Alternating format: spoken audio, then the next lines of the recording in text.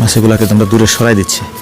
এইটা হচ্ছে harvesting machine. এই হারভেস্টিং মেশিনের মধ্যে এই যে ট্রেগুলো আছে, ট্রেগুলোকে এইভাবে সাজিয়ে দেওয়া হয় এবং এর আগে এর উপর থেকে ওই যে উপরিভাগ থেকে যে অংশগুলো আছে এগুলোকে কেটে ফেলা হয়। অনেকগুলো সবগুলোর কাটা লাগে না, কিছু কিছু কাটা লাগে।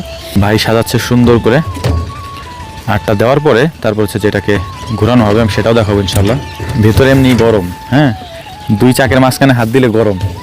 এইটা মূলত অনেক বেশি জোরে ঘুরাইতে হয়।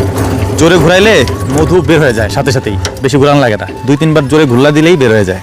তো এখানে যেহেতু আমরা ডোবের মধ্যে দিব না, তাই ছোট্ট একটা কলস নিয়ে নিয়েছি, এখানে ছিল, এটার মধ্যেই দিয়ে আমি দেখাচ্ছি ঢেলে। মধুটা এত বেশি ঘন যে আসতে সময় লাগে আর কি। হ্যাঁ, এটা কিন্তু এভাবে যায় না, এটাকে পরবর্তীতে ছেঁকা হয়, যে কারণে আমরা আলাদা একটা পাত্রে নিয়ে নিয়েছি। প্রচুর পরিমাণে ঘন মধু, প্রথমবারের মধু তো, যে কারণে বেশি ঘন। দেন কি পরিমাণে ঘন, হাত থেকেই পড়ে না, প্রচুর পরিমাণে ঘ্রাণ আসতেছে, কালো জিরার ঘ্রাণ।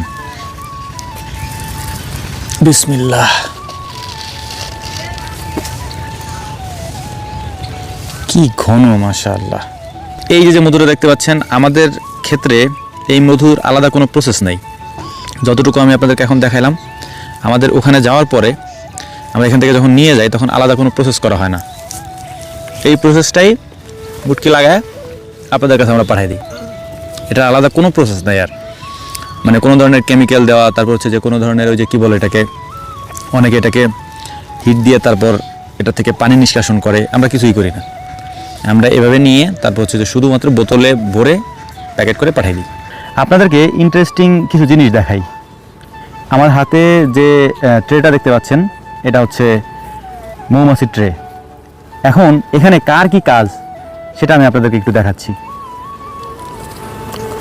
এই যে মুখ বন্ধ করা যে জায়গাগুলো আছে, এগুলো হচ্ছে সব পুরুষ মৌমাছির চেম্বার।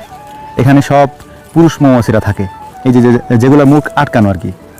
আর যে এই যে যেগুলোর মুখ আটকানো নাই, সেগুলোর মধ্যে হচ্ছে এই যে এখানে দেখা যাচ্ছে, এগুলো হচ্ছে বাচ্চা মৌমাছি যেগুলোর জন্ম হয়েছে। এই যে এখানে বড় একটা ইয়া আছে, চেম্বার আছে, এটা হচ্ছে রানী মৌমাছির। রানী মৌমাছির চেম্বারটা বড় থাকে। এই রানী মৌমাছি সমস্ত পুরুষ মৌমাছিগুলোর কাছে যায়। এখন এই পুরুষ মৌমাছিগুলোর কাজ হচ্ছে শুধু বাচ্চা উৎপাদন করা, এছাড়া এদের আর কোনো কাজ নাই। আর বাকি যে ঘরগুলো আছে এগুলো হচ্ছে কর্মী মৌমাছির ঘর। এরা শুধু কাজ করে, এরা মধু আহরণ করে এবং এই জায়গাগুলোর ভিতরে আইনে ঢুকে রাখে। এই যে ওরা রাখতেছে এখানে, হ্যাঁ, কাজ করে আসে ওরা মধুটা এই গর্তের ভিতরে ঢুকে ওরা চলে যাবে এখান থেকে, আবার যে মধু নিয়ে আসবে। আর রানীর কাজ হচ্ছে বংশ বিস্তার করা। ও একদিনে প্রায় 2000 থেকে 3000-এর মতো ডিম দেয়। এই ডিম থেকে বাচ্চা ফুটে, এই বাচ্চাগুলোই ছোট ছোট চেম্বারগুলোর ভিতরে থাকে। এইটাই হচ্ছে পুরো ট্রের কাজ। হ্যাঁ, এটা বড় যে চাক হয় বা প্রাকৃতিক যে চাক হয়, সেখানে ওই সেমি